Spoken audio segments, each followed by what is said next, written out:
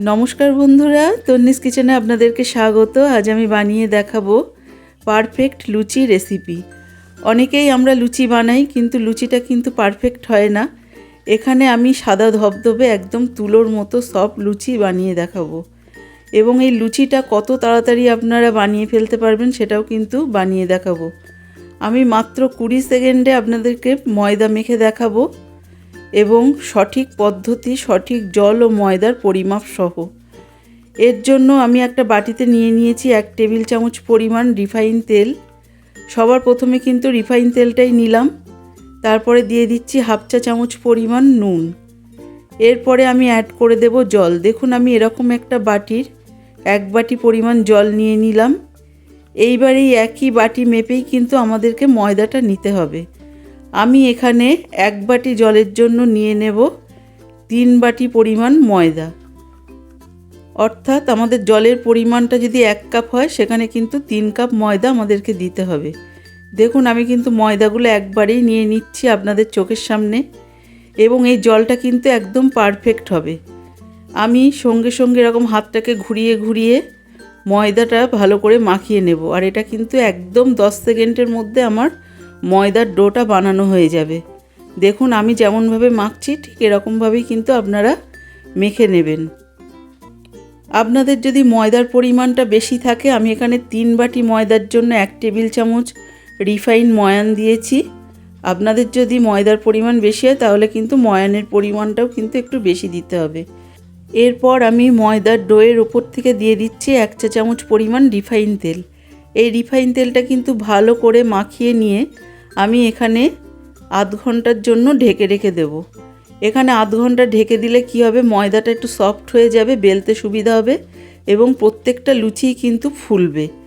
আমি এখানে ঢেকে রেখে দিলাম 30 মিনিটের জন্য। ফিরে আসলাম 30 মিনিট পর।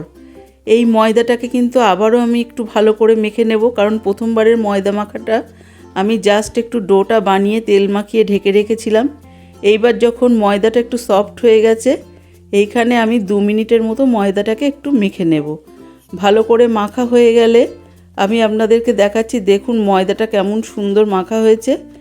এইবার ময়দাটা আমি সমান 2 টুকরো ভাগ করে নিচ্ছি। প্রথম একটা টুকরো কিন্তু আমি লেচি করে নেব।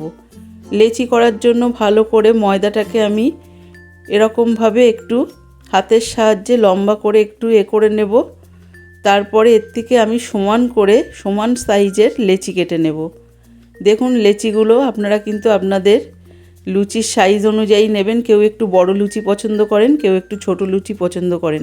আমি এখানে মিডিয়াম সাইজের লুচি বানাবো, তাই একটা ডো থেকে কিন্তু আমি এখানে 7 থেকে 8টা লুচি বানিয়ে নিচ্ছি।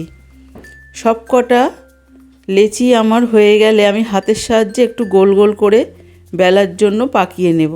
দেখুন, আমি যেমনভাবে পাকিয়ে নিচ্ছি ঠিক এরকমভাবেই কিন্তু লুচির ডোটা এরকমভাবে পাকিয়ে নিতে হবে, লেচি কেটে নিতে হবে। দেখুন, সব কটা লেচি আমি বানিয়ে নিয়েছি। এবারে আমি কিন্তু লুচিগুলোকে আপনাদেরকে বেলে দেখাবো। তার জন্য একটা বেলান আর চাকি নিয়ে নিয়েছি। এখানে আমি একটু চাকির গায়ে আর বেলানের গায়ে সামান্য তেল মাখিয়ে নিয়েছি। আর বেলার সময় কিন্তু কোনো রকম আমার তেলের দরকার নেই। আপনারা কিন্তু চাইলে তেল দিয়েও বেলতে পারেন, কিন্তু এক্ষেত্রে আমি যেহেতু আগে থেকে তেলটা মাখিয়ে রেখেছিলাম ময়দার গায়ে, সেই জন্য আমি কোনো তেল ব্যবহার করছি না। দেখুন, এরকম গোল গোল করে বেলে নিতে হবে। আমি এখানে সব লুচিগুলো একসাথে বেলে নিলাম। এদিকে আমি একটা কড়াই বসিয়ে দিয়েছি, এবং কড়াইটা ফুল হিট হলে গ্যাসের ফ্লেমটা কিন্তু একদম হাইতে রেখে দিতে হবে। তেলটা গরম হলে একে একে আমি লুচিগুলো ভেজে নেব। আমার কিন্তু এখানে লুচিটা দেওয়া হয়ে গেছে, এবং দেওয়ার সঙ্গে সঙ্গে দেখুন লুচিটা কেমন বলের মতো ফুলে উঠেছে। এখানে কিন্তু আমার সব কটা লুচি ফুলবে। আপনারা যদি আমার এই নিয়মগুলো প্রথম থেকে শেষ পর্যন্ত দেখেন আর একই রকম পদ্ধতিতে লুচি বানান, তাহলে কিন্তু আমার মতো এরকম ফুলকো ফুলকো লুচি আপনাদের হবে। আর এই লুচিটা কিন্তু কোনো রকম চিট হবে না, একদম সুন্দর সফট তুলোর মতো নরম হবে। আমি একটা প্লেটে আপনাদেরকে সার্ভ করে দেখাচ্ছি। দুর্গাপুজো, ষষ্ঠী বা অষ্টমীতে আপনারা এই লুচিটা বানিয়ে ফেলতে পারেন, এবং এই লুচিটা কিন্তু তরকারির সাথে অসাধারণ লাগে। অবশ্যই একবার বানিয়ে দেখুন। আর খুব কম সময়ে কিন্তু এই লুচিটা বানিয়ে ফেলা যায়, বা কম সময়ে খুব তাড়াতাড়ি ময়দাটাকে মাখা যায়। আমার এই রেসিপিটা যদি ভালো লাগে, তাহলে অবশ্যই সাবস্ক্রাইব করবেন, লাইক দেবেন এবং শেয়ার করবেন।